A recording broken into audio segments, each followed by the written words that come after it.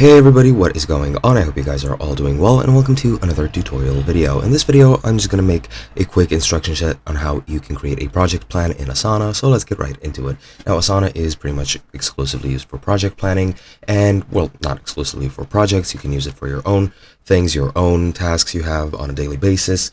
It's not exclusive for projects, but you can track pretty much anything you want with it, and I'm going to be showing you how to do that. Now, what we're going to do first is we're going to create a new project by clicking here, click new project, and then I'll select blank project. I'll name it whatever I want. For example, project plan. Let's just keep it simple.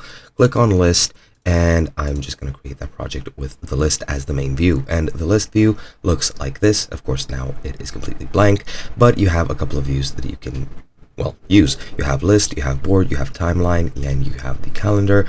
Other than that, you have a dashboard and a workflow, you have messages and files, and you have a complete overview. Now, to plan your project out, of course, you need to define and set your goals and make sure you know what you want to do. Create a main goal, the main purpose of a project. Then you need to create sub goals of how you can achieve that project with, of course, several different factors, and then divide those several factors into several smaller tasks, which you can make tangible and give them a deadline. Now, to make those sort of main goals, you're going to add sections, and I'm just going to add 3. For example, I don't know, I'll call this section 1, or I'll just keep untitled section 2 and untitled section 3, and as you can see, now you have those 3 sections. Now you're going to add your tasks. For example, task 1 in section 1, task 2 in section 2, and I'm gonna add task 3 in section 3. Now, once you do this and you want to make somebody assigned to your project, you just click here and make sure they're assigned to their tasks, and here under due date you can set the due date for these tasks, for example, like so.